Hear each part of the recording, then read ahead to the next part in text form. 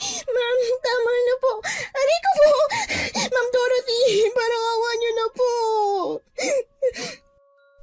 Bagay lang yan sa'yo, Cleo. Dahil wala kang kwentang katulong. Simpleng utos na nga lang, hindi mo pa magawa. Hindi ko po talaga sinasadya, ma'am. Maniwala po kayo. Anong hindi sinasadya? Ang sabihin mo, sinadya mo talagang lagyan ng Zonrox tong damit ko. Alam mo naman, paborito ko to, hindi ba? Pero hindi mo pa rin iningatan kasi nga sinadya mo. Anin ko pa to ngayon. Hindi ko na to masusuot dahil nasira ng kulay. Kung hindi ka ba naman kasi utak galunggong. Muli na namang nakatikim ng isang malakas na sampal ang 17 anyos na si Cleo mula sa kanyang 35 anyos na among si Dorothy.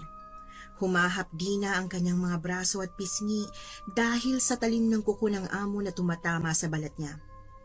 Hindi naman nabago sa kanya ang ganitong tagpo dahil ultimong isang tuldok ng dumi na makita nito sa pamamahay nila ay sangkaterbang sermo na kaagad ang naaabot niya. Madalas din siya nitong pagbuhatan ng kamay na nakasanayan na niya. Mula nang magkaisip ay namulat na si Cleo sa kalupitan ng kanyang amo.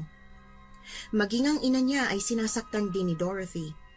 Para nga sa kanya ay si Dorothy ang may kasalanan kung bakit namatay ang kanyang ina. Dahil sa sobrang pagod sa trabaho ay nagising na lamang siyang wala ng buhay ang kanyang ina sa kanyang tabi. Naiwan naman siya sa poder ng mga amo dahil malaki ang utang nila sa mga ito. Ang mga amo niya kasi ang sumagot sa pagpapalibing sa kanyang ina. At isa pa, wala na rin naman siyang ibang matatakbuhan pa. Dayo lang kasi sila sa lugar na yon at hindi naman sinabi ng kanyang ina kung taga saan talaga ito o kung nasaan ang iba nilang mga kamag-anak. Ilang saglit pa ay dumating ang 40 anyos na among lalaki ni Cleo na si Leon. Maging ito ay hindi na nagulat nang makitang sinasaktan na naman ng asawang si Dorothy ang kanilang katulong.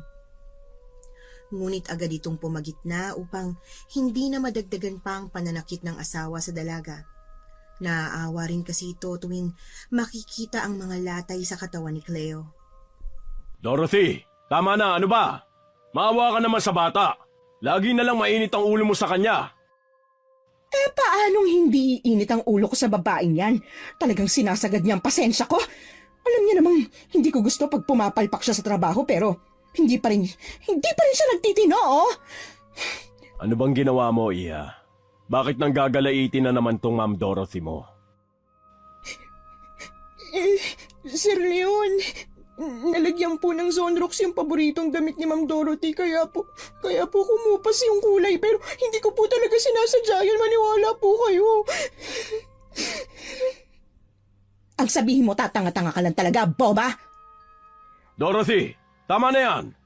Lagi mo nalang sinasaktan si Cleo. Marami ka pa namang damit dyan, hindi ba? Bakit ba kahit maliit na issue lang, pinapalaki mo? Bumili ka ng bago kung gusto mo. Hindi yung pagbubuhatan mo ng kamay tong bata. Sige na, Cleo. Pumunta ka na sa kwarto mo. Mamaya papupuntahin ko ron si Manang Gloria para gamutin niya mga galos mo. Tumango na lamang si Cleo at tumalima sa utos ni Leon habang pinapahid ang mga luhang patuloy na dumadaloy sa kanyang mga pisngi. Subalit hindi pa rin nakaligtas sa kanyang pandinig ang muling pagsigaw ni Dorothy. Kaya lumalaki ang ulo ng hampas lupang yan eh. Kasi lagi mong kinakampihan. Umami ka nga sa akin, Leon. Nilalandi ka ba ng babaeng yan? Bakit ganyan ka na lang kung magtanggol sa kanya, ha? Huwag ka nga malisyosa, Dorothy. Pinagsasabihan kita kasi hindi na tama yung mga ginagawa mo. Alam mo bang kapag nagsumbong si Cleo sa mga pulis sa ginagawa mong pananakit sa kanya, makukulong ka? Kaya habang hindi pa niya naiisip ang bagay na yun, tigilan mo na siya. At anong akala mo, ha, Leon? Matatakot ako sa pagbabanta mong yan? Aba, ang kapal naman ng mukha mo. Pagkatapos kitang bihisan at bigyan ng magandang buhay, ito igaganti mo sa akin? Wala kang utang na loob! At bakit ako naman ngayon ang pinag-iinitan mo, ha? Bakit? Hiningi ko ba sa'yo ang lahat ng tinatamasa ko ngayon? Oo, mayaman ka na nung nagkakilala tayo. Pero ang mga ginagastos ko ngayon para sa sarili ko at sa pamilyang to, galing yun sa sarili kong dugo at pawis. Kaya wag mo akong susumbatan na dahil sa'yo kaya ganito ang buhay na meron ako. Nag-iba ka na talaga, Dorothy. Makaalis na nga at baka kung ano pang masabi ko dahil sa kasamaan niyang ugali mo. Wala nang nagawa pa si Dorothy nang dumiretso na sa itaas ang kanyang asawa at tumungo sa home office nito. Lingid sa kanilang kaalaman ay narinig ni Cleo ang kanilang mga bangayan. Lubos na ipinagpapasalamat ng dalaga na hindi magkatulad ng ugali ang amo niyang babae at ang asawa nito. Kaya nga, nagagawang magtiis dahil alam niyang si Dorothy lang naman ang may masamang trato sa kanya sa pamamahay na yon. Ilang sandali pa ay narinig niya ang pagbukas ng pinto. Napabaling siya ron at bumungad sa kanya ang 55 anyos na katulong na si Aling Gloria. May dala itong isang karton na hinuha niya ay first aid kit. Cleo, halika't gagamutin natin yung mga sugat mo. Lola Gloria, bakit po kaya ganun si Ma'am Dorothy, no? Lagi na lang siyang nananakit. Parang natutuwa pa siyang may nasasaktan siyang tao. Hindi yata siya mabubuhay nang walang inaagrabyado eh. Pagpasensyahan mo na lang si Ma'am Dorothy. Wala naman tayong ibang pagpipilian kundi magtiis dito kaysa naman mawalan tayo ng trabaho, di ba? Yun na nga po, Lola eh. Dahil lang wala tayong choice, kailangan pa natin pakisamahan ng katulad niyang walang puso sa mga kapos na katulad natin. Ang importante, nakakakain tayo ng maayos at magandang pasweldo sa atin. Pasasaan ba't makakaalis din tayo dito? Ako kasi, dito na ako tumanda. Amo ko pang mga magulang ni Ma'am Dorothy dati at alam mo ba, noong kasing edad mo ko, pinagmamalupitan din ako ni Don Sebastian. Tungkod pa nga ang pinangahampas sa akin noon eh. Buti na nga lang at hindi ako nalumpo. Grabe rin po pala yung pinagdaanan niyo, Lola Gloria. Akala ko po masaklap na tong natatamo kong pasakit sa kamay ng amo natin. Mas malala pa palang ginawa sa inyo noon. O di ba? Pero eto at nandito pa rin ako sa kanila. Ang tibay niyo rin pala, no? Buti pa kayo. Ako, kung hindi ko lang talaga kailangan ng pera. Dahil kasi sa mataas na pasweldo nila, nagawa kong pag-aralin ng 2 kong anak hanggang kolehiyo. At kahit pag gusto na nila akong patigilin sa paninilbihan dito kay na Ma'am Dorothy, mas pinili kong manatili. Pero paano niyo po natitiis ang hindi magandang pagtrato sa inyo ni Ma'am Dorothy? May trabaho naman na po yung mga anak niyo, di ba? Dahil sa utang na loob, Cleo. Pero ikaw, bata ka pa, marami ka pang maaabot sa buhay. Mag-ipon ka para naman makaalis ka rito sa poder ni na Ma'am Dorothy. Tingnan mo, ang dami mong galos, ang dami mo ring mga pasa. Naku, ano ba naman yan? Natawa na lamang ang dalaga dahil sa tinura ni Aling Gloria. Para kasi itong nanay na pinagsasabihan ang kanyang anak. Simula kasi nang mawala ang kanyang ina, ay ang matandang katulong na ang tumayong ina niya. Kinabukasan habang naghahain ng agahan sina Cleo at Aling Gloria, ay siya namang pagbaba sa hagdan ng bihis na si Dorothy. Nakasunod naman sa likod nito ang asawang si Leon na ibinubutones ang manggas ng long sleeve polo nito. Nang makalapit sa hapagkainan ay agad namang umupo ang mag-asawa. Aalis na sana ang dalawa nang biglang magsalita ang amo nilang babae. Bilis-bilisan niyo ang paglilinis. Gusto ko, wala akong makitang alikabok kahit saan ha. Maliwanag ba? Darating mamaya ang anak kong si Jonel galing sa Maynila kaya gusto ko malinis na malinis tong buong bahay. Huwag kayong tatamad-tamad. Opo, Ma'am Dorothy. Masusunod po, ma'am. Mabuti. O siya, lumayas na kayo sa harapan ko't baka mawalan pa ako ng ganang kumain. Ayan ka na naman, Dorothy. Kaya aga-aga nagsusungit ka na. Kaya ka nagmumuka matanda eh. Sige na, Cleo, Aling Gloria. Kumain na rin po kayo bago kayo maglinis. Mahirap na, baka malipasan kayo ng gutom. Ay nako, kaya lumalaki ang ulo ng mga yan kasi binibaby mo. Hindi ko sila binibaby. Ano ka ba? Pagmamalasakit ang tawag dyan. Palibasa, hindi mo naranasang lumaki sa hirap. Ang mabuti pa kumain ka na lang dyan at hayaan mo na sila.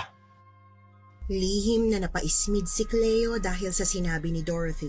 Nuknukan na kasi talaga ng kasamaan ang ugali nito na pati ba naman gana sa pagkain ay sa kanila pa nakasalalay? Nang makapasok sa kusina ay kumain na nga sina Aling Gloria kagaya ng sabi ng kanilang Sir Leon. Binilisan na lamang nila ang pagkain nang makapagpahinga muna sila saglit bago magpatuloy sa paglilinis. Darating pala ngayon ang uniko iho nila Ma'am Dorothy at Sir Leon. Nako, kaya tagal ko rin hindi nakita ang batang yon. Namiss ko tuloy ang kakulitan niya. Sana lang po, hindi niya kaugali si Ma'am Dorothy, no? Ito naman, parang nakalimutan mo nang lagi kayong magkalaro dati. Di ba nga, lagi kanyang pinagtatanggol sa mama niya. Malay naman po natin, diba? Hindi naman porket mabait nung bata mabait pa rin paglaki. Tsaka matagal na yun Baka nga hindi na ako nang kilala Ano ka ba? Kilala ka pa rin noon, ano? Sige na, bilisan na lang natin at baka mabugahan na naman tayo mamaya ng dragon. Alam mo naman yon, masyadong mainitin ang ulo. Palibasa, nasa menopausal stage na. Napahagik-gik na lamang si Cleo dahil sa sinabi ng matandang katulong. 7 taong gulang pa lamang si Cleo nang lumipat sa Maynila si Jonel upang doon na mag-aral ng high school. Mas maganda kasi ang mga paaralan sa syudad at di hamak na mas advanced ang curriculum. 6 na taon din ang tanda ni Jonel kay Cleo at simula nang lumipat ito sa syudad ay ngayon pa lamang ito uuwi sa kanilang probinsya.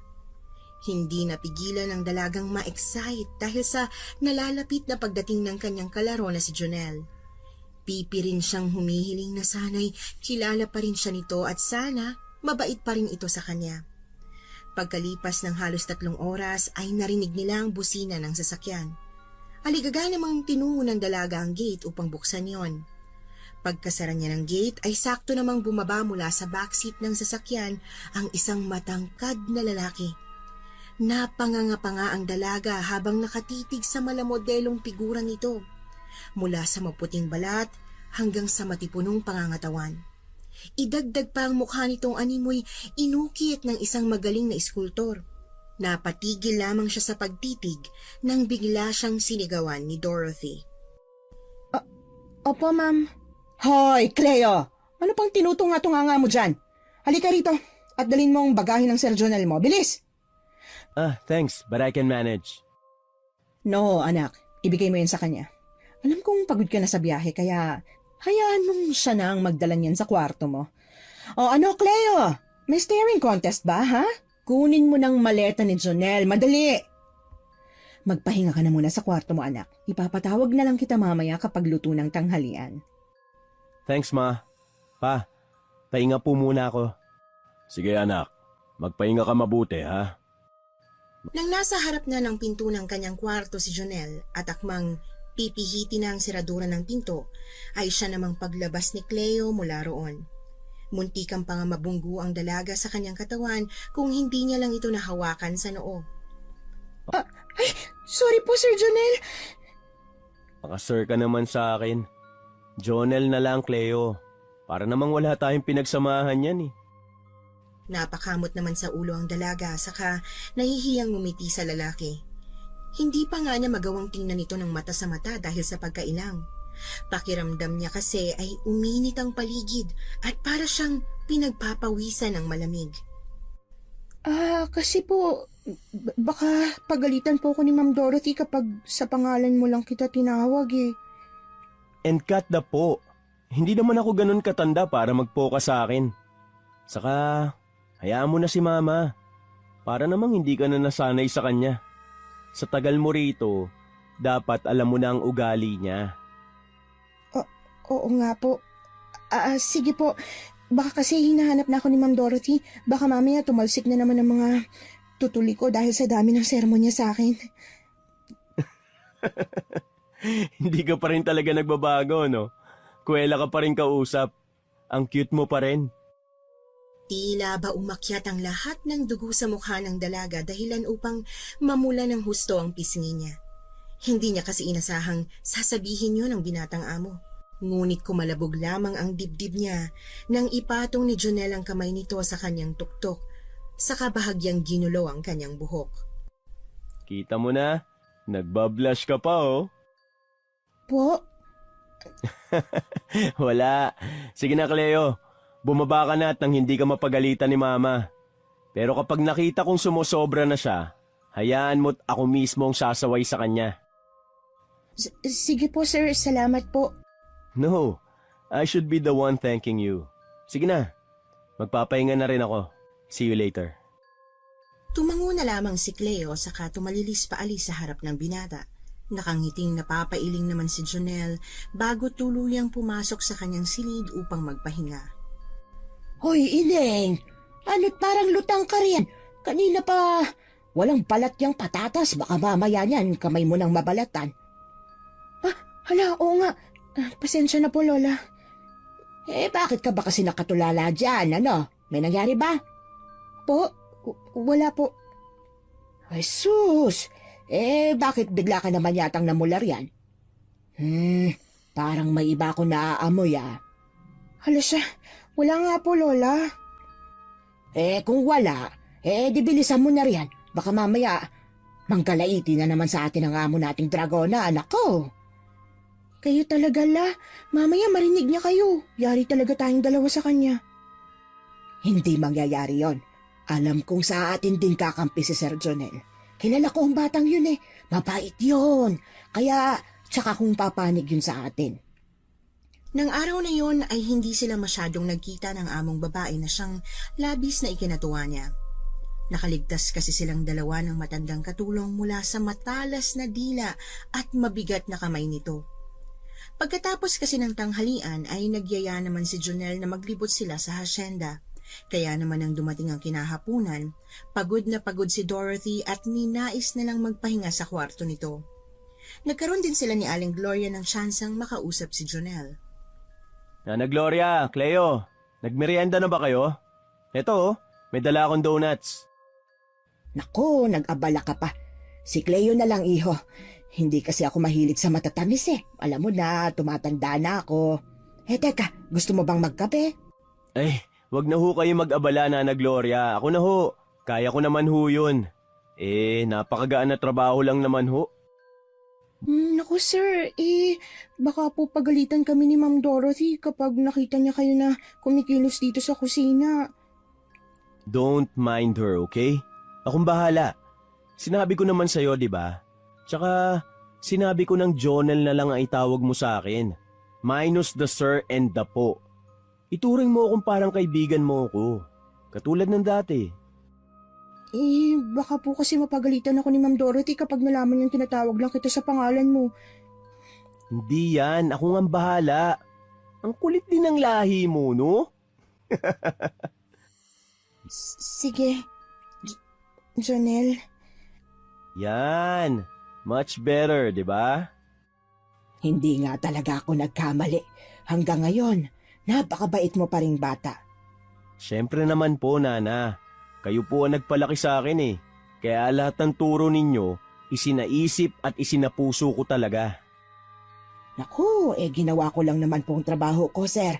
Pero salamat naman at hindi pa rin kayo nakakalimot. Isa pa kayo, Nana Gloria Huwag niyo na po akong ipo dahil mas matanda naman kayo sa akin. Ako po ang dapat na nagpo sa inyo Teka, may nakalimutan pala ako. Cleo, pwede mo ba akong samahan doon sa kotse? May kukunin lang ako. Sige po. Nagtungo sila sa labas kung saan nakaparada ang sasakyan. Mula sa pinto ng passenger seat ay may kinuha sa loob si Jonel saka yun ibinigay kay Cleo. Isa lang naman yung maliit na kulay brown na paper bag. Kumunot naman ang noo ng dalaga dahil sa kalituhan. Ano po to, Sir Jonel? Ayan na naman yung sir at po na yan Jonel. Ointment yan.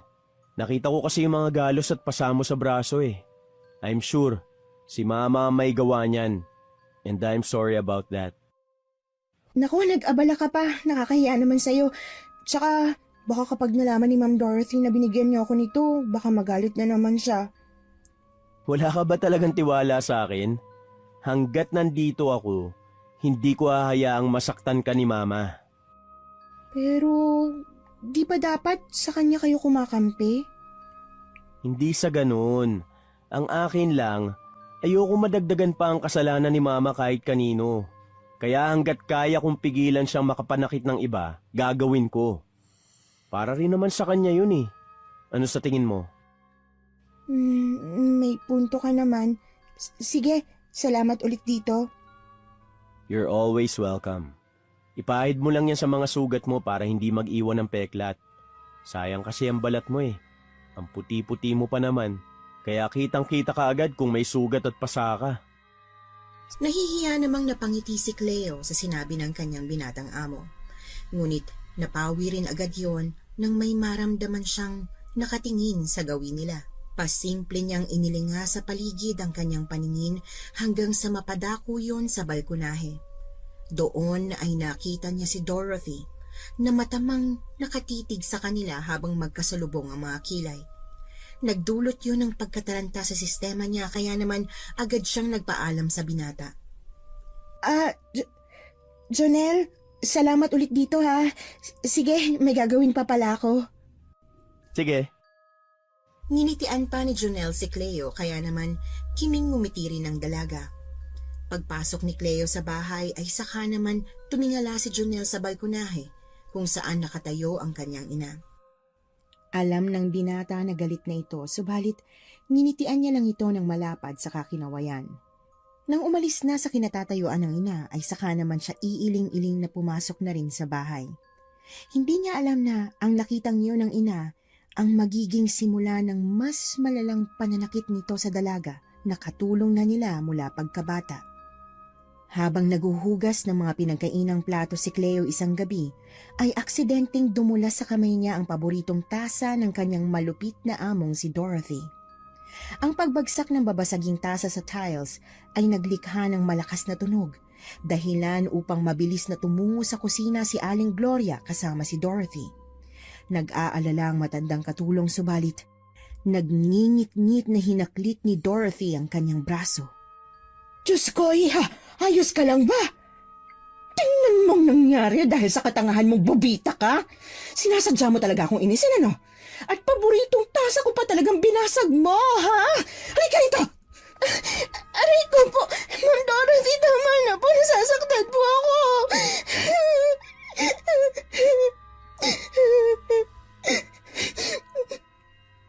Masasaktan ka talaga sa akin, peste ka! Ma'am Dorothy, maawa na po kayo sa bata.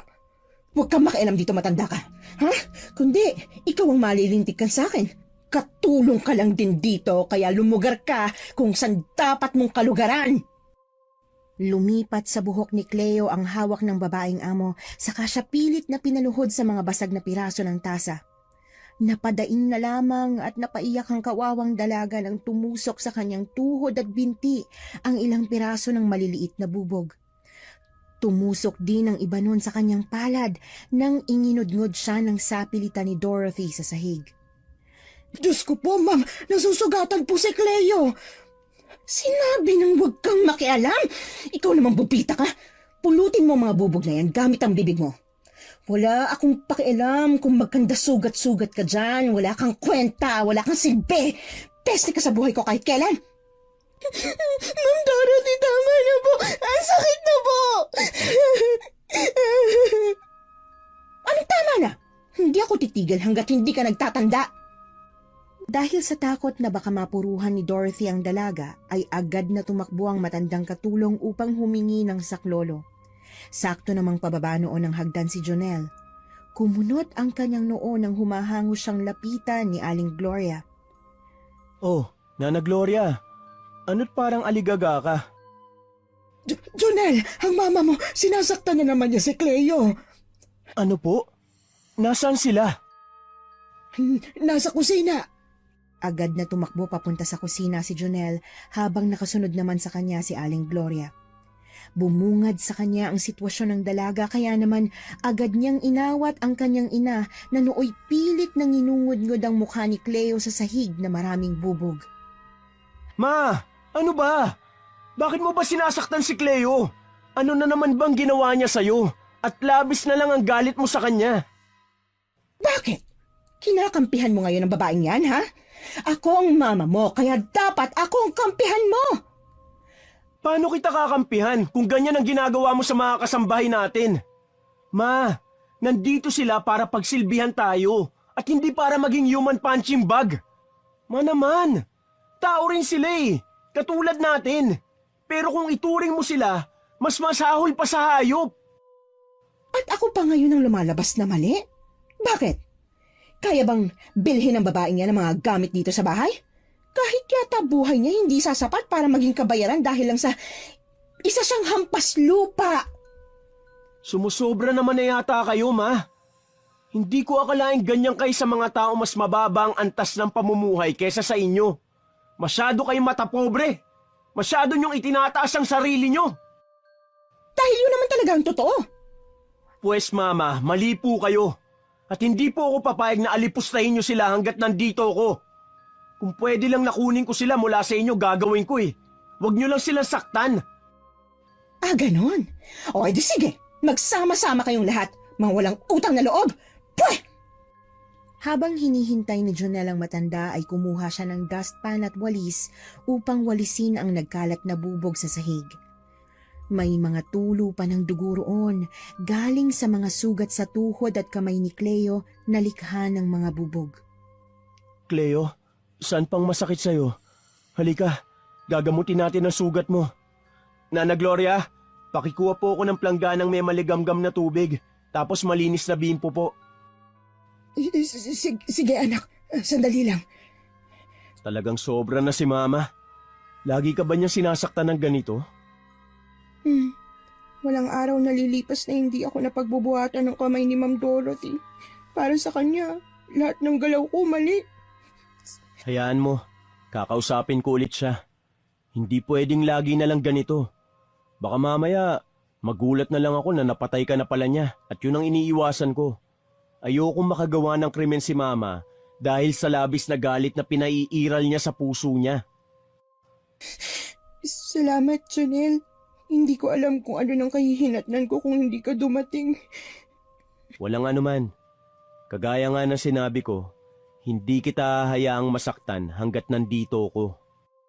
Jonel, iho, narito ng mga kailangan mo. Maraming salamat po, Nana. Pakilagay na lang po rito. Pakibigyan na rin po ng maiinom na tubig si Cleo. Oh, siya. Sige. Oh, heto, iha. Uminom ka muna para mahimasmasan ka. Nilublob ni Jonel sa plangganita ang bimpo sa kapinigaan. Pagkatapos ay pinunasan niya ang hilam sa luhang mukha ng dalaga. Naaawa siya sa ginawa ng mama niya kay Cleo. Wala nang ang nanay ang dalaga na kakalinga rito, tapos ay pinagmamalupitan pa ng kanyang ina. Pagkatapos niyang punasan ang mukha nito, ay niyakag niya naman ang dalaga sa lababo para hugasan ang mga kamay nito. Kailangan kitang dalhin sa ospital, Cleo. Doon natin ipagamot yung sugat mo. Dahil baka may mga bubog pa sa loob niyan. Delikado. Jonel, ayos lang ba kung kayo na lang dalawang pumunta sa ospital? Baka kasi mas lalong magalit si Ma'am Dorothy kapag nalaman niyang wala siya mauutusan dito sa bahay eh. Oo naman, Nana. Basta kapag may problema, tawagan mo ako agad. Oo, sige. Siya, humayo na kayo at magamot na agad yung mga sugat ni Cleo. Bakit, Cleo? May sasabihin ka ba?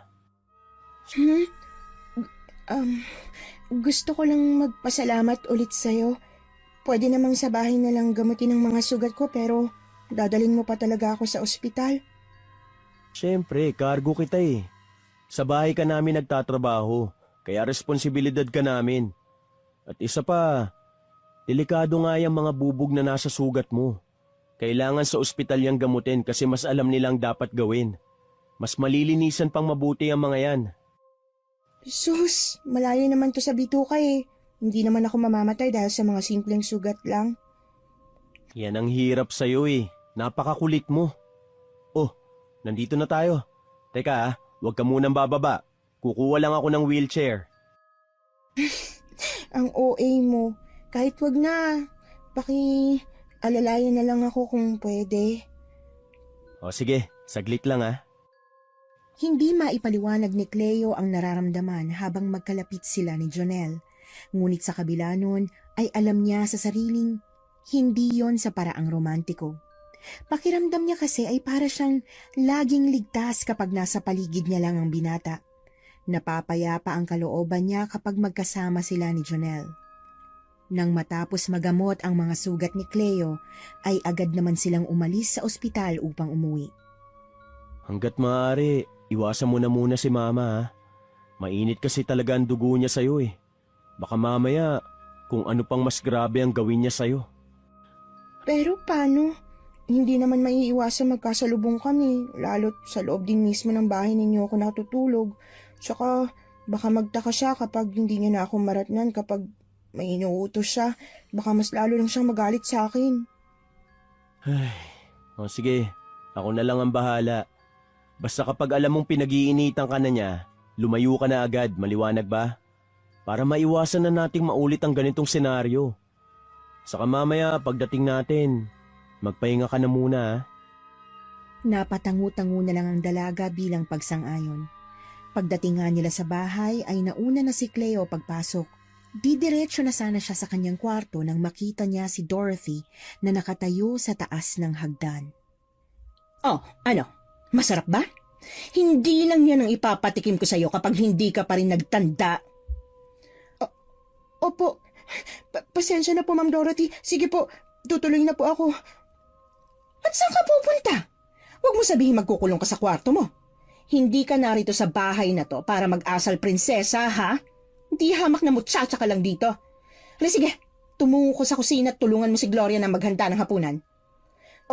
Opo, masusunod po Ma'am. Sige na, lakad na. Iika-ika muling naglakad si Cleo patungo sa kusina. Nanunubig ang kanyang mga mata, ngunit pilit niya yung pinaalis. Ayaw niya kasing magmukhang talunan dahil alam niyang hindi magtatagal, iikot din ang kapalaran nila.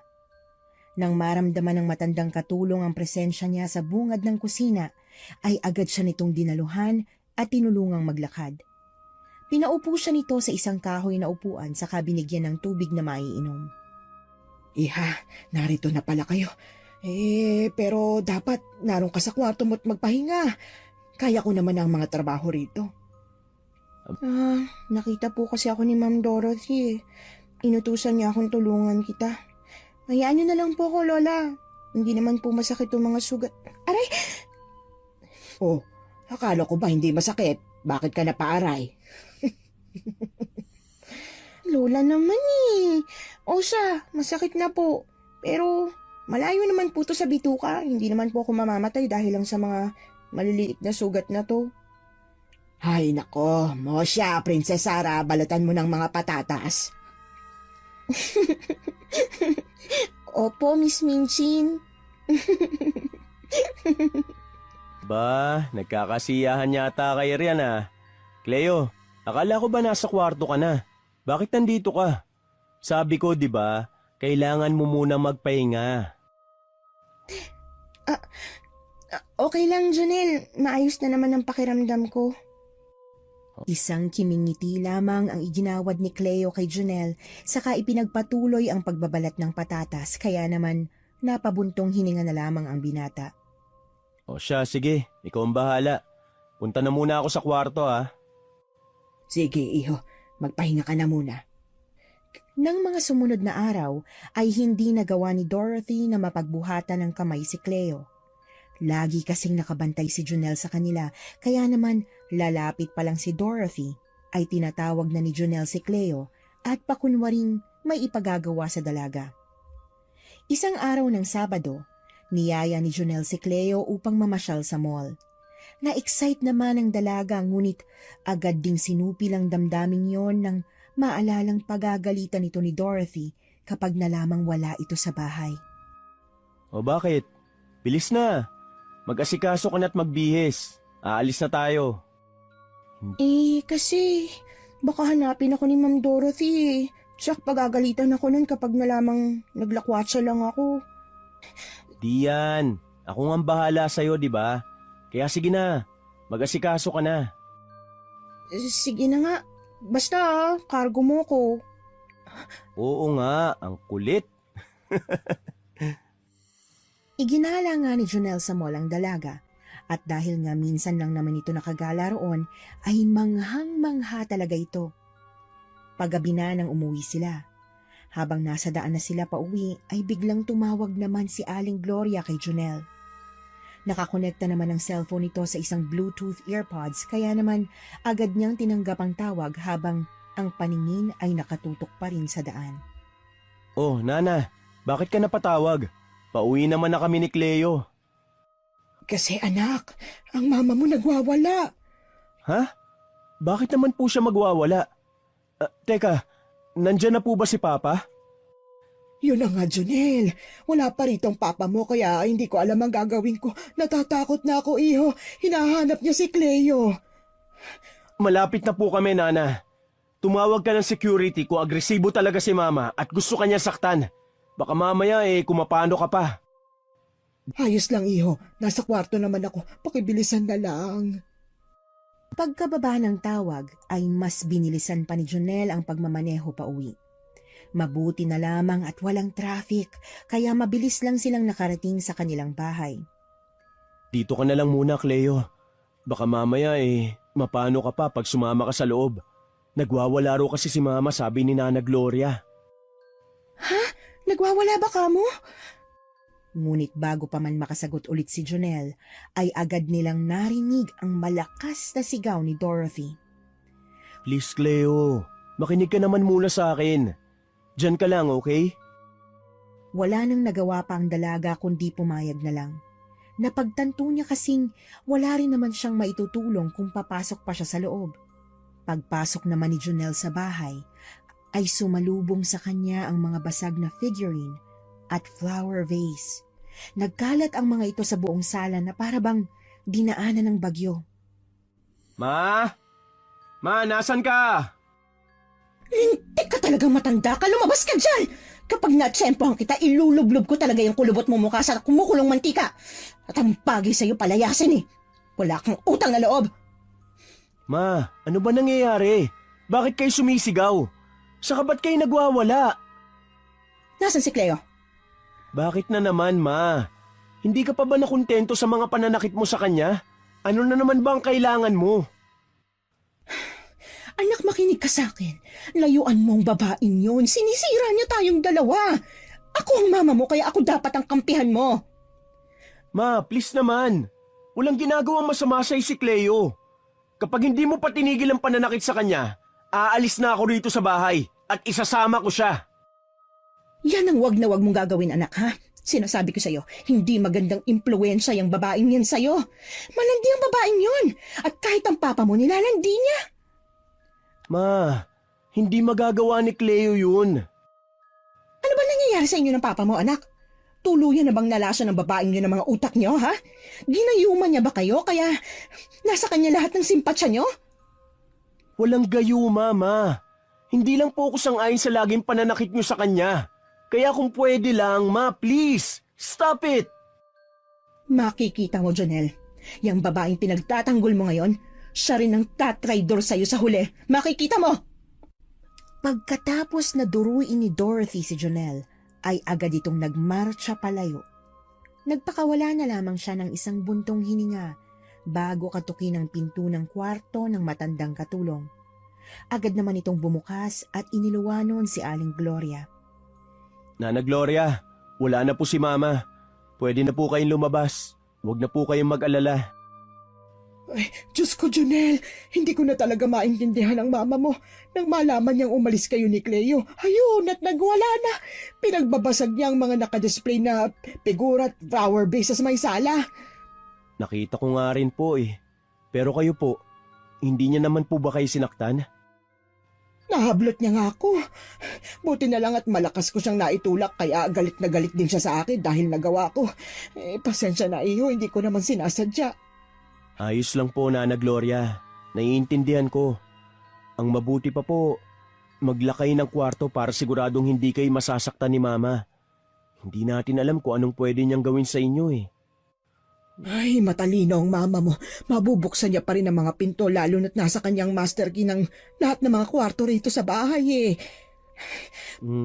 O sige po. Palalagyan na lang po natin ng safety chains at saka mga barrel bar sa mga pinto para siguradong hindi niya kayo mapapasok. Mabuti pa nga, iho. Maraming salamat. Mag-aasikaso na lang ako ng hapunan. Sige po, Nana. Hindi na maintindihan ni Jonel ang asal ng ina. Dati naman kasi ay hindi naman ito ganoon ka-agresibo. Hindi ito nananakot ng bigla-bigla, lalo na kung dahil lang naman sa mga maliit na bagay. Tingin niya kasi sa inay, unti-unti nang napapraning. Napapailing na lamang siyang lumabas muli ng bahay upang puntahan si Cleo. Pinapasok niya ito at nagpatulong sa paglilinis ng nagulong sala.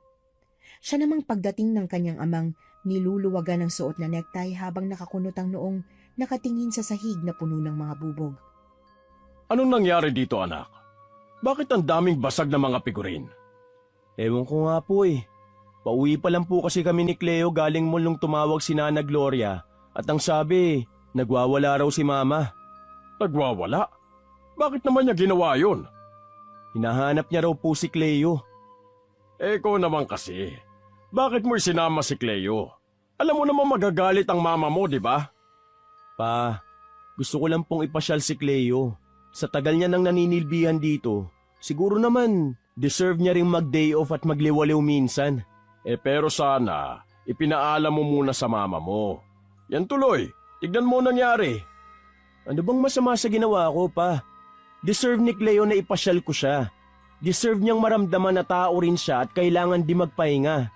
At higit sa lahat, dapat ikaw mas nakakaunawa sa sitwasyon niya, pa. Siguro naman, ito na ang tamang panahon. Stop it, Jonel. Sige na, umakyat ka na at pumasok sa kwarto mo. Ipatatawag na lang kita kapag oras na ng hapunan. Cleo, Iya, ikaw na muna ang tumapos niyan. Opo, Sir Leon. No, dito lang ako. Baka mamaya, bigla na namang sugurin ni Mama si Cleo. I won't let that happen. Ang tigas talaga ng ulo mo kahit kailan. O siya, ikaw ang bahala. Matanda ka na eh. Alam mo na ang ginagawa mo.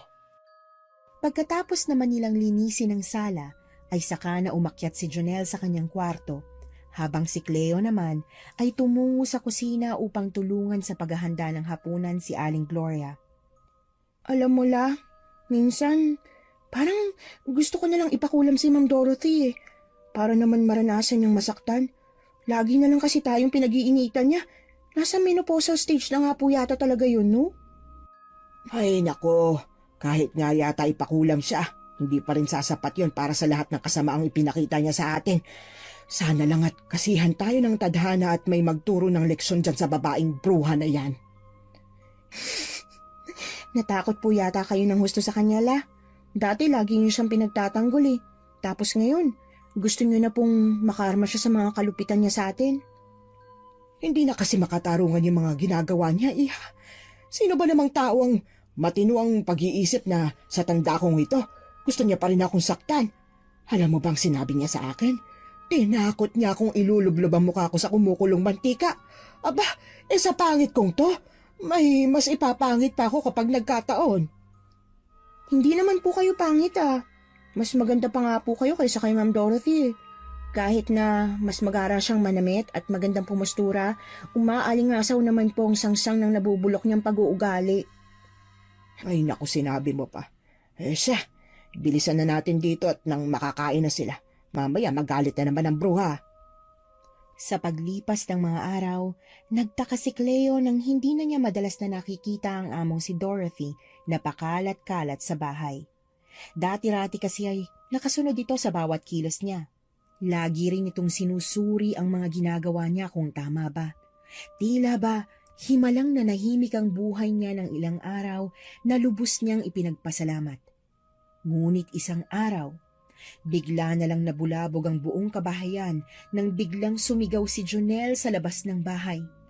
Nakatanaw ito sa balkonahe ng kwarto ni na Dorothy at Leon. Tulong! Tulong! Si Mama! Cleo! Nana Gloria! Bakit, Jonel? Agad namang napagawi ang tingin ni Cleo sa tinitingnan ni Jonel at nagitla siya nang makita ang ginang na tila wala sa sarili at nakasampa sa railings ng balkonahe. Nakatipa ang dalawa nitong kamay na animoy lumilipad. Ma, please! Bumaba ka riyan!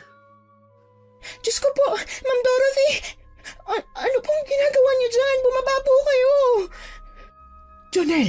Cleo! Ano Diyos ko po, Ma'am Dorothy, baka mahulog po kayo riyan. Bumaba po kayo. Ayoko nga. Ang saya kaya rito. Ang sarap ng hangin. Oh, samahan niyo kaya ako rito. Tara, laro tayo. Ano po bang nangyayari sa inyo, Ma? Bakit kayo ganyan? Nana Gloria, bakit po ganyan si Mama umakto? Parang wala sa sarili niya. Hindi ko alam, Miho. Ang mabuti pa, puntahan mo na siya ron at pababain. Magtatawag kami ni Cleo ng security at rescue.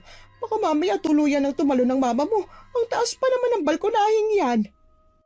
Sige po, Nana. Patakbong pumasok si Jonel sa malaking bahay at tinungo ang kwarto ng kanyang ama't ina. Ngunit nang pihitin niya ang seradura ng pinto, ay nalaman niyang nakalak ito mula sa loob. Muli siyang tumakbo pababa. Nakita niya ang matandang katulong na nakahawak sa dekipad na cellphone nito at may tinatawagan. Ilang saglit din naman ay nakita nila ang sasakyan ni Leon na paparating. Agad itong bumaba mula roon at aligagang dinaluhan ng tatlo. Pa, buti na lang dumating ka na. Ang kwarto niyo nakalak mula sa loob kaya hindi ako makapasok. Sandali lang. Naritong susi sa akin. Ako nang kukumbisi sa kanyang bumaba sa railings. Napapaluha na lamang si Cleo habang nakatanaw sa kanyang among babae na tuwang-tuwa pa sa ginagawa nito. Para bang nasisiyahan ito sa mga nakikita habang nakasampa siya sa barandilya ng balkonahe. Hanggang sa may narinig silang tunog ng wangwang. Paglingon nila ay nakita naman nila ang magkasunod na sasakyan ng mga rescuer at ambulansya. Dorothy! Bumaba ka riyan! Bakit ka ba sumampa dyan? Halika na rito! Halika, Leon. Samahan mo ako rito. Ang sarap ng hangin. Oh, para akong lumilipad. Dorothy, pakiusap naman oh! Halika na rito! Mahuhulog ka dyan! Ano ba? Ang KJ mo talaga kahit kailan. Pero sige na nga. Basta bibilan mo ako ng ice cream, ha? Yung cookies and cream. Paborito nating dalawa yun eh. Oo na, sige na. Bibilang kita. Basta bumaba ka na lang dyan. Malapad ang ngiting bababa na sana si Dorothy nang biglang sumabit ang kaliwang paa niya sa barandilya, dahilan para madulas ang isa pa niyang paa at mapabitiw siya mula roon. Singhap at sigaw ng mga taong nasa baba ng bahay ang pumailan lang ng mga oras na yon. Aligaga namang napatakbo si Leon at mabuti na lang nahawakan niya pa ang kanang braso ng asawa. Leon, tulungan mo ako. Baka mamatay ako tapos hindi na tayo makabili ng ice cream. Gusto ko yun eh. Kaya please, tulungan mo ako. Kumapit ka lang, Dorothy. Leon, dumudulas ng kamay ko. Hindi ko na kaya. Huwag kang matakot. Ililigtas ka namin. Huwag kang mag-alala. Mabilis na kumilos ang mga rescuer at naglagay ng pansalong makapal na kutsyon sa baba ng balkonahe. Napansin nilang malapit na ngang makabitiw si Dorothy mula sa kamay ni Leon, kaya naman naghanda na sila sa ilalim nito. Maagap naman nilang nasalo ang ginang at natuwa pa nga ito dahil bahagya itong tumalbog nang bumagsak sa makapal na kutsyon. Wow! Ang saya! Gusto ko ulit tumalon! Nagkatinginan na lamang ang mga rescuer sa kanapailing-iling dahil sa inakto ng ginang. Nakahinga naman ng maluwag si Leon nang makitang hindi nasaktan ng asawa sa nangyaring pagbagsak nito. Salamat po mga sir sa pagresponde. Naman, huwag niyo na pong uulitin yun Gusto niyo bang atakihin kami sa puso dahil sa labis na pag-aalala sa inyo? Kumusta na pong pakiramdam niyo, Ma'am Dorothy? Wala po bang masakit sa inyo? Ano bang pakialam mo? Hindi naman tayo bate, kaya bakit mo ako kinakausap? Chit! Ayaw ko sa'yo. Napamaang na lamang ang dalaga dahil sa tinura ng babaeng amo sa kanya. Hindi niya lubos na maintindihan kung bakit ganoon ang ikinikilos nito. Agad naman siyang napabaling kay Aling Gloria na nasa likuran lamang nila ni Jonel. Lola Gloria, bakit po ganun si Ma'am Dorothy? Para siyang bata kong umakto.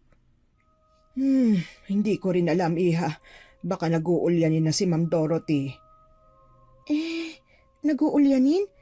Mas matanda pa nga po kayo sa kanya pero yan, mas matalas pa kayong mag-isip. Iba-iba naman ang mga tao, Iha. Hindi lahat, saka lang mag-uulyanin kapag matanda na. Baka nga tama si Nana Gloria. Pero ipapacheck up na lang namin siya para naman makasigurado. Sa ngayon, ipanatag niyo na muna ang loob niyo. Anak, samahan mo ko. Dadali natin ang mama mo sa ospital ngayon din. Kailangan maipatingin natin siya sa doktor. Sige po pa, ganun nga rin po ang nasa isip ko eh. Mag-iingat po kayo. Salamat, Iha. Maganda na rin kayo ng tanghalian. Kapag hindi pa agad kami nakauwi, mauna na kayong kumain. Ay, sige ho, Sir Leon. Hanggang noong mga oras na yon ay naiisip pa rin ni Cleo ang nangyari sa babaeng amo. May parte sa kanyang masaya dahil ibig sabihin lang noon ay hindi na siya madalas na pag-iinitan nito. Ngunit may parte rin sa kanyang naaawa kay Jonel dahil parang mawawala na rin ito ng ina kung tunay ngang nag-uulyanin na ang ginang. Nang gabing yon ay hindi siya agad nakatulog. Naaalala niya pa rin kasi ang ginawa ng babaeng amo nitong umaga. Tumayo na lamang siya mula sa pagkakahiga saka kinuha ang isang pakete ng gatas. Magtitimpla na lamang siya ng gatas sa pagbabakasakaling matulungan siya nito na makatulog. Ngunit pagdating niya sa kusina, ay ganoon na lamang ang kanyang pagkagitla nang maaninag niya ang isang figura na nasa tapat ng ref. Sino ka? Anong ginagawa mo dyan? Ngunit wala siyang natanggap na tugon mula sa taong yon. Tila wala nga itong narinig at saka binuksan ang fridge. Doon niya lamang napagtantong ang among si Dorothy yon nang tumama ang ilaw ng fridge sa mukha nito. Blanko ang ekspresyon ng ginang habang binubuksan ang freezer. At nang makita ang kilo-kilong karne na nakasalansan doon, ay saka ito napangisi. Ang daming karne. Tsaka kung masarap to kapag hilaw. Hala, ano kayong binabalak ni Ma'am Dorothy? Diyos ko, huwag naman po sana. Tuluyan na ngang nanghina ang mga tuhod ni Cleo nang makita ang ginang na nagsisimula ng lantakan ang mga hilaw na karne. Nilukob ng kakaibang takot ang puso niya dahil sa nasasaksihan. Habang nakasalampak siya sa sahig, ay unti-unti siyang napapaatras hanggang sa may mabangga ang likod niya. Pagtingala niya ay nakita niya si Aling Gloria. Leo, Iha, anong ginagawa mo? Gabi na. Si Ma'am Dorothy na.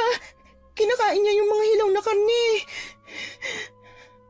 Noon din ay napasulyap si Aling Gloria sa kusina at doon ay nakita niya ang ginang na tila ba sarap na sarap habang hinangasab ang mga hilaw na karne. Diyos ko po, halika na Iha, hindi maganda to. Kailangan natin siya isumbong kay Sir Leon. Kailangan malaman ni Sir na nasisiraan na ng bait ang asawa niya. Halika, tumayo ka, madali. Agad na nagtatakbo ang dalawa papunta sa kwarto ng mga amo. Bahagya pa itong nakabukas na marahil ay hindi na isara ng maayos ng ginang paglabas nito. Kumatok sila ng kumatok hanggang sa labasin sila ng among lalaki na noon ay magkasalubong ang mga kilay at halatang naiirita. Sir, kailangan niyo makita ang ginagawa ng asawa niyo. Naroon siya sa kusina. Ano ba naman, Manang? Ano naman kung nasa kusina si Dorothy? Baka nagutom lang. Yun na nga po, sir. Sa sobrang gutom niya po, yung mga hilaw na karne ng pinagdiskitahan niya.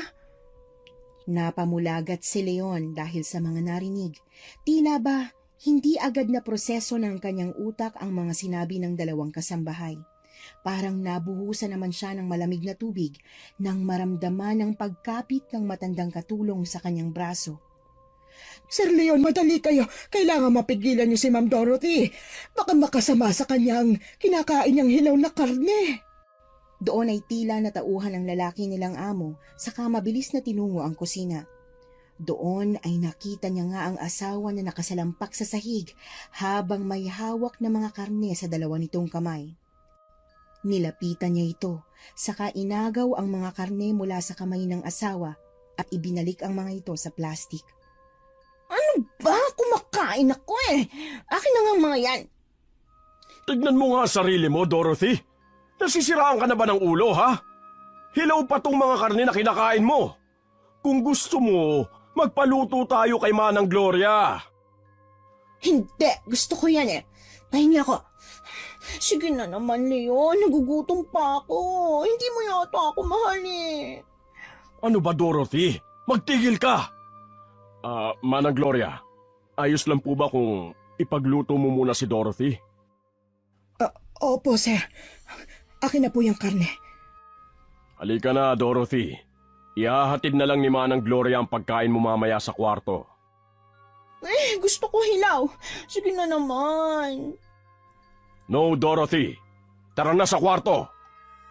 Puwersahan ng dinala ni Leon ang asawang si Dorothy sa kanilang kwarto habang ang dalawang katulong naman ay inihanda na ang ilulutong karne. Marami na ang nabawas doon, dahilan para mangilabot si Cleo. Para kasing isang hayop na hayok sa karne ang among babae. Hindi po ba ang sabi ni Sir Leon eh, wala namang problema si Ma'am Dorothy sa pag-iisip ng ipatingin nila? Oo, ang sabi, baka raw dala lang ng pagme-menopause niya. Di tama nga sa pantahaw ko dati. Bakit naman kaya nakaramdam siya ng kakaibang gutom? Gustong-gusto niya tong hilaw na karni. Kita mo, bawas na bawas. Hayaan na lang natin, Iha. Wala naman tayong magagawa sa mga nangyayari sa kanya. Baka nga karma na niya yan. Sobrang mapagmataas kasi. Grabe naman po ang karma na yun, La. Hindi kaya naaswang siya? Naaswang? Walang ganon, Iha. Ano pong tawag kay Ma'am Dorothy? Hindi ba aswang lang naman ako makain ng hilaw na karne? Bagay lang yun sa kanya, Iha. Ugaling hayop kasi siya eh. Parang Leon na anumang oras, lalapain ka na lang bigla. Mas mabait pa nga si Sir Leon sa kanya. Samantalang Sir Leon ang may mabagsik na pangalan. Joker ka naman, Lai. Pero kawawa naman po si Ma'am Dorothy, no? Itabi mo na lang yung awa mo sa sarili mo, Iha. Dapat nga patawa ka pa dahil hindi ka na mapagbubuhatan ng kamay ni Ma'am Dorothy. Ang tanging magagawa mo na lang, ipagdasal ang kaluluwa niya at baka sakaling tanggapin pa rin siya sa langit sa kabila ng kasamaan ng ugali niya. Nakangusong inasikaso ni Cleo ang mga rekado na gagamitin ni Aling Gloria sa pagluluto. Halos 1 oras din ang ginugol nila sa kusina at nang maluto na ang pagkain, ay agad na nagpresenta si Cleo na siya na lang ang maghahatid ng pagkain sa babaeng amo. Tuwang-tuwa naman ang ginang nang makita ang pagkain at kahit mainit pa ay nilantakan niya na ito. Napailing na lang ang dalaga saka nagpaalam na upang pumunta sa kanyang kwarto. Saka naman niya naisip na hindi pa pala siya nakakapagtimpla ng gatas kaya muli siyang tumungo sa kusina. Ngunit nang mapadaan siya sa kwarto ni Aling Gloria, ay natigilan siya. May kung anong puwersa ang humihila sa kanya upang magmanman doon. Kusang lumakad ang mga paa niya patungo sa pintuan ng kwarto nito at saka inilapat ang tenga sa pinto. Napakunot ang noo niya nang makarinig ng mga bulong. Hanggang sa unti-unti nang lumalakas ang pagsambit ng matanda gamit ang isang hindi pamilyar na lengguwahe.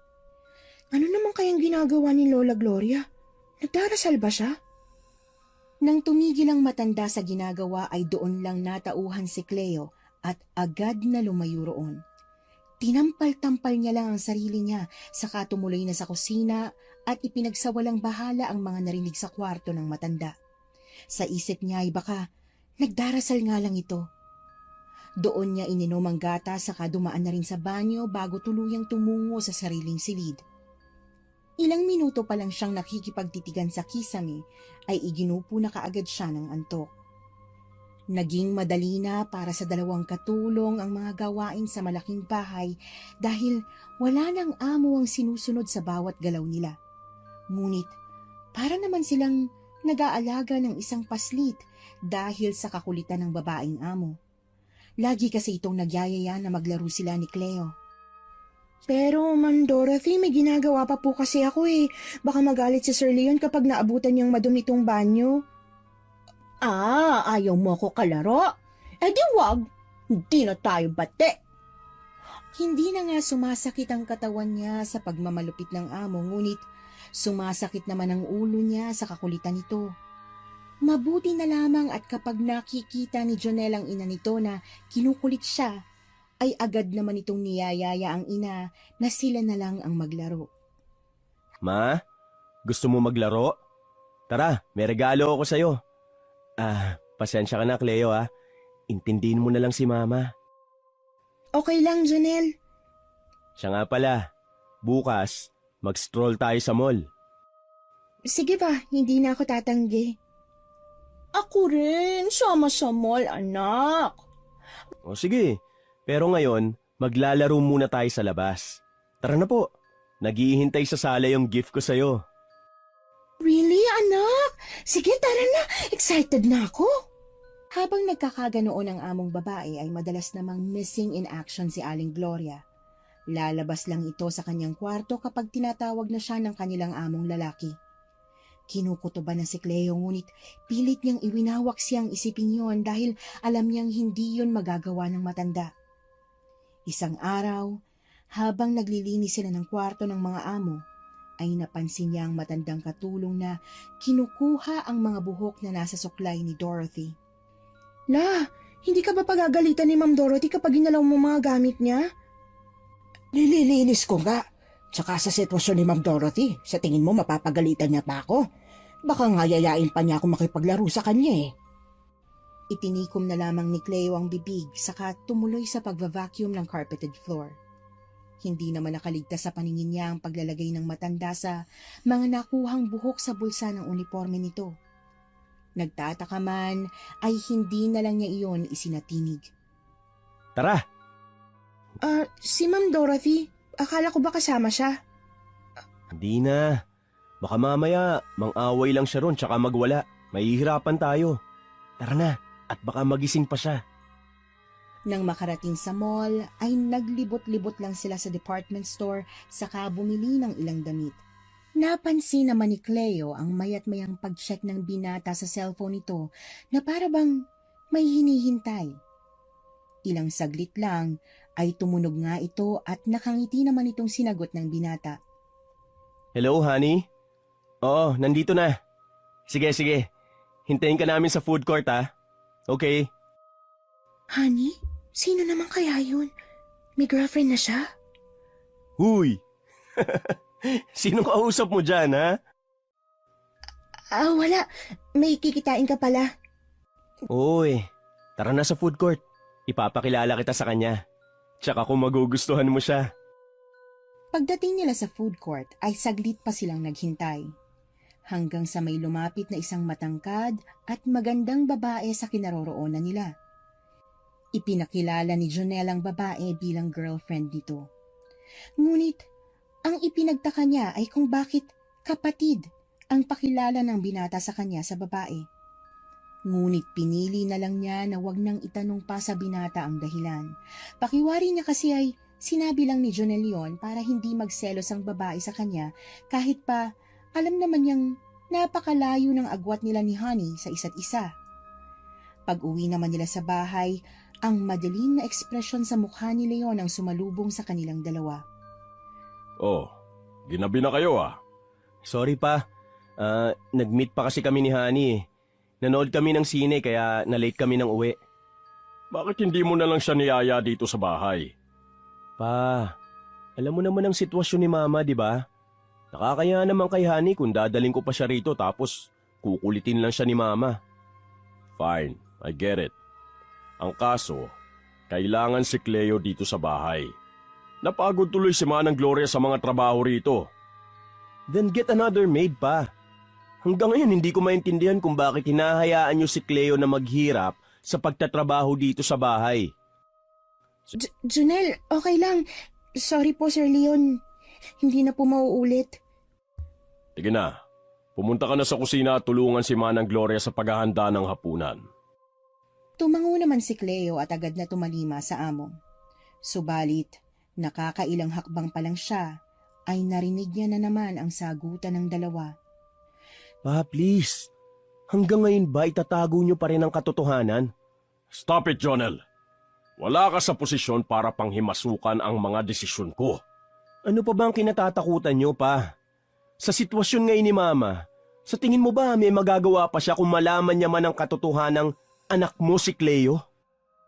Tuluyang napahinto si Cleo at agad na napalingon sa gawin nila dahil sa revelasyong narinig mula sa binata. Nagsimulang magtubig ang kanyang mga mata, lalo pa nang tiimbagang napalingon sa kanya si Leon. Anong sinabi mo, Janelle? Paanong... You tell her, pa. Kailangan maitama mo na ngayon ang pagkakamali mo. Oo, anak mo lang ako. Pero wag mo namang gawin to sa kapatid ko. Hindi ka ba naaawa sa kanya? Wala na nga siyang ina tapos aalisan mo pa siya ng karapatang makilala ang ama niya? Pa naman, nasa ng konsensya niyo? Oo na. Ano pa bang magagawa ko? Nasabi mo na. Cleo, sumama ka sa akin sa opisina. At ikaw, Jonel, magtutuos tayo mamaya, ha? Natatakot man sa katotohanang maaaring matuklasan, ay sumunod pa rin si Cleo kay Leon sa opisina nito. Naabutan niya roong prenteng nakaupo ang Ginoo sa swivel chair habang ang mga kamay ay nakasalikop at nakapatong sa hita nito. Sir Leon? Take a seat. Hindi na po kailangan. Gusto ko lang po malaman ang katotohanan tungkol sa pagkatao ko. Totoo po ba yung sinabi ni Jonel kanina? Yes. And to make the long story short, nagkaroon kami ng ugnayan ng nanay mo. We had an affair. Kasi akala ko, pinagtataksilan ako ni Dorothy. Akala ko hindi ko anak si Jonel. We have to take a DNA test pero nang malaman kong anak ko nga si Jonel, ipinagbubuntis ka na ng nanay mo.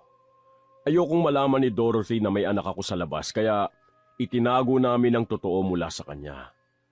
But Jonel, he's a smart kid. Nalaman niyang anak kita dahil lang sa resemblance nating dalawa. Funny, right? Wala pong nakakatawa, Sir Leon. Itinago niyo pa rin po ang katotohanan sa akin at wala man lang akong kaalam-alam na sa buong pagsiservisyo ko sa bahay na to kasama ko palang tatay ko. Isa po kayong malaking duwag. Sabihin mo na ang gusto mong sabihin, Iha. Hindi pa rin nun mababago ang totoo. Ako ang ama mo, oo.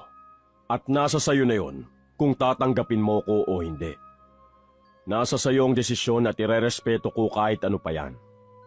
Alam kong nagkamali ako. Ayoko lang masira ang pamilya ko, Clay. Pero sinira niyo naman ang buhay ko. Ang buhay namin ni nanay.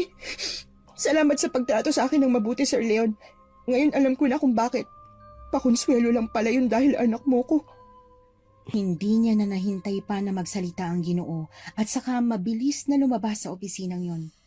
Habang tumatakbo siya paalis, ay siya namang pagpahid niya sa mga luhang nagsisibagsakan sa kanyang mga pisngi. Agad niyang tinungo ang kwarto ng matandang katulong ngunit wala ito roon. Aalis na sana siya nang may makita siyang kung anong nakaipit sa tokador nito. Pagbukas niya, ay nakita niya ang isang punit na litrato ni Dorothy. Nakakunot ang noon niya nang mapansing may isang garapon doon na naglalaman ng isang tipaklong. At sa katawan ng tipaklong na yon ay may nakataling buhok. Doon niya naalala ang buhok ni Dorothy na kinuha ni Aling Gloria noong naglilinis sila ng kwarto ng mga amo. Hindi niya napansin ang pagdating ni Aling Gloria kaya naman nahuli siya nitong hawak ang mga bagay na yon. Cleo? Iha, anong ginagawa mo rito? Lola Gloria, ano pong mga to? Huwag mo nang alamin pa, Iha. Sige na, lumabas ka na. Lola, may ginagawa po ba kayo kay Ma'am Dorothy? Gusto mo ba talagang malaman? Alam kong matalino kang bata, Cleo. Kaya alam kong maiintindihan mong mga ipagtatapat ko sa'yo.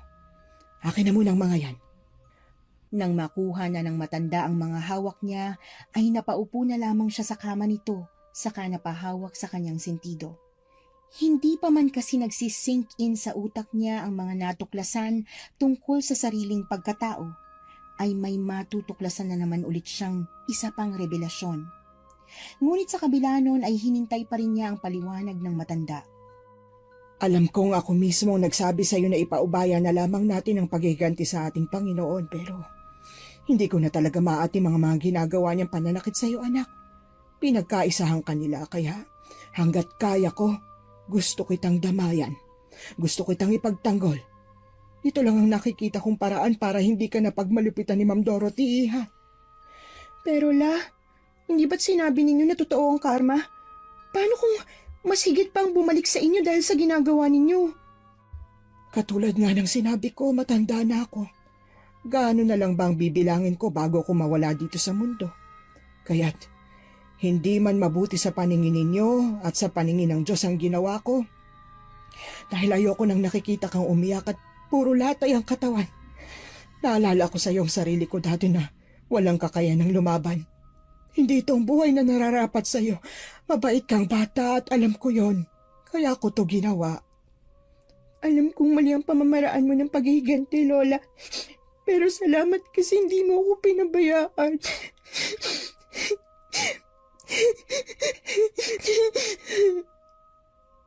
Na, iha. Mabait kang bata, kaya hindi ko maatim na naagrabyado ka ng amo natin. Kung hindi ka kayang ipagtanggol ng ama mo, ako ang magtatanggol sa'yo. Pangako yan. Tuluyan na ngang napahagulgol ang dalaga dahil sa mga nalaman niya mula sa matanda. Iba man ang pamamaraan nito upang ipagtanggol siya, ay gumaan pa rin ang dibdib niya. Alam niya kasing may mga tao pa talagang totoong nagmamalasakit sa kanya. Nalaman niyang inoorasyonan pala ng matanda ang tipaklong bago ito pakawalan. Sa ganoong paraan, mawawala na ng tuluyan sa kanyang katinuan si Dorothy. Napag-alaman niya ring may lahi palang mangkukulam ang matanda, ngunit hindi nito tinanggap ang itim na karunungan. Ang ginagamit lang nito ngayon ay ang itinuro rito ng abuela noong dalaga pa lang ito. Para raw yun sa kanyang proteksyon laban sa mga taong mapagsamantala. Nagpa siya si Cleo na ilihim yon mula sa mga amo pati na kay Jonel. Ayaw niyang pati ang matanda ay mawala sa kanya. Alam niya kasing hindi rin magtatagal ay bubuti na rin ang kalagayan ng babaeng amo oras na mawala na si Aling Gloria. Nakumbinsi niya ang matandang umalis na sila sa paninilbihan sa pamilya ni Leon. Tama na ang ilang taong pagtitiis nila sa poder ni Dorothy. Pareho silang nag-resign sa trabaho nang makahanap ang mga amo ng dalawang katulong. Samantala, dinala na rin nila si Dorothy sa isang mental institute para maalagaan itong mabuti at magamot. Kahit na wala naman talagang lunas ang sumpang galing sa kulam. Hindi na ba kita mapipigilan? Masyado nang maraming nangyari sa bahay na to, Kuya Jonel. Alam kong naiintindihan mo ko. Siyempre naman. Pasensya ka na. Hindi ko man lang nagawang masabi sa iyong totoo kaagad. Wala kang kasalanan. Nagpapasalamat din ako dahil sa kabutihang pinakita mo sa akin, Kuya. Tsaka, makikita pa rin naman tayo.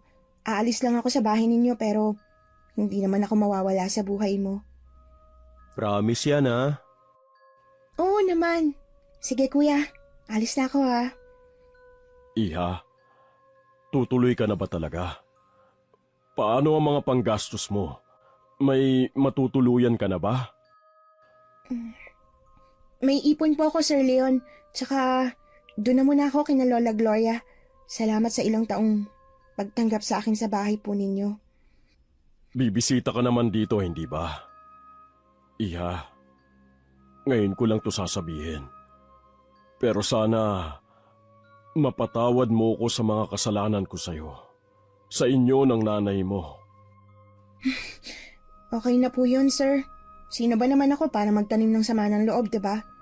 Nagpapasalamat pa nga po ako dahil hindi nyo man ako tinrato bilang isang anak, tinrato nyo naman ako bilang isang tao. Doon pa lang po, malaking bagay na po yun para sa akin. Salamat, Iha. O heto, tanggapin mo. Alam kong kulang pa yan para sa lahat ng atraso ko sa inyo ng nanay mo. Pero sana makatulong sa'yo para makapagsimula kang muli. Tatanggihan pa sana niya ang puting sobrang iniaabot ng Ginoo, ngunit ito na mismo ang naglagay noon sa kanyang mga kamay. Salamat po, sir. Bago umalis si Cleo, ay muli pa niyang tinanaw ang kabuuan ng malaking bahay. Hindi man maganda ang lahat ng naging karanasan niya roon, ay masaya pa rin siya dahil natutunan niya kung paano maging mapagpatawad sa kabila ng mga dinanas na hirap. Na kahit pa iniwan na siya ng kanyang mahal sa buhay, ay nanatili siyang matatag. At sa halip na gumanti, ay hindi niya inilagay sa kanyang mga kamay ang batas. Dahil alam niyang ang masama ay hindi kailanman magreresulta